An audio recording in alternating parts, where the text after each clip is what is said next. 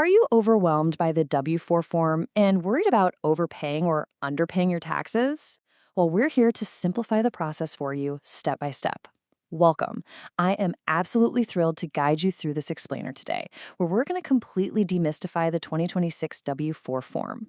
Okay, let's dive right in. Look, filling out tax paperwork can kind of feel like trying to defuse a bomb, right?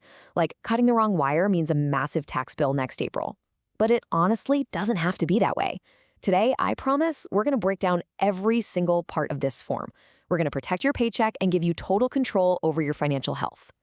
So, here is our roadmap for today. First, the W-4 form explained, then a step-by-step form guide. After that, navigating multiple incomes. Next up, special cases and pensions, followed by frequently asked questions, and finally, final tips and a disclaimer. Let's get to it. Starting us off, Section 1, the W-4 form explained. Before we start filling in random boxes, let's talk about the absolutely crucial balancing act of withholding. This form basically tells your employer exactly how much federal income tax they need to take out of your paycheck. Now, if you withhold too much, you're essentially giving the government a free loan all year. Sure, you'll get a big refund, but your daily take-home pay is way smaller. On the flip side, if you withhold too little, well, your paycheck looks amazing right now, but you could get hit with a massive surprise tax bill and literally even underpayment penalties when you go to file. So the ultimate goal here is finding that perfect middle ground. Moving right along to Section 2, Step-by-Step Form Guide. The form uses a pretty straightforward, progressive 5-step structure. It's built to gather your personal information, handle multiple incomes, account for dependents, and record any other deductions. But listen, here is a super vital piece of info you need to know right off the bat. Only Step 1 and Step 5 are strictly mandatory for everyone. The middle steps, they're only necessary if they actually apply to your specific financial situation. So, Step 1. It's all about your personal details and your filing status, which directly dictates your standard deduction and tax rates.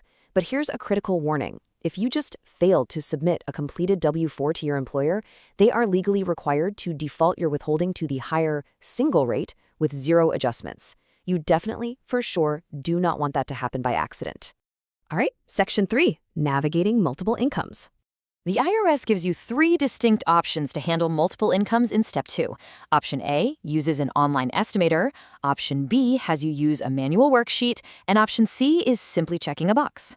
Now, Option C is definitely the easiest, but beware, it is really only accurate if both jobs pay roughly the exact same amount. Imagine you make, say, 80 grand at your day job and 15 grand at a weekend side hustle. Checking that box will severely mess up your withholding because the tax brackets just don't align. And that right there is exactly why we highly recommend Option A. The IRS Tax Withholding Estimator is fantastic, and it's completely secure. It actually doesn't even ask for your name or social security number. You just plug in data straight from your active pay stubs, and it generates the exact extra withholding amount you need. It even automatically factors in self-employment income, making it the most accurate choice by far. It's a real game changer. Let's move down the form to Step 3 and talk dependents. Want to keep more of your own money? This number is a big one, $2,200. For 2026, you multiply the number of qualifying children under age 17 by $2,200 to drastically reduce your withholding. Plus, you multiply any other qualifying dependents by $500. Doing this accurately directly puts more money back into your paycheck each pay period, rather than making you wait all year for a refund. Now, Step 4 is completely optional, but man, it is incredibly powerful. It allows you to proactively fine-tune your taxes. You can account for other income that doesn't naturally have withholding, like interest or dividends, right there in 4A. You can claim extra deductions in 4B using a dedicated worksheet, or in 4C, you can just tell your employer to withhold a specific amount of extra cash each pay period, just for pure peace of mind. Finally, we reached Step 5. You must sign and date the form. I know, it sounds completely obvious, but your W-4 is absolutely 100% invalid without your signature. By signing, you are declaring, under penalties of perjury, that the info is true and correct. Do not skip this step. Okay, let's shift gears to Section 4, Special Cases and Pensions. Now, you might see some pretty bad advice floating around online saying you can just write exempt on your W-4 to stop all tax withholding and boost your paycheck. Please proceed with extreme caution here.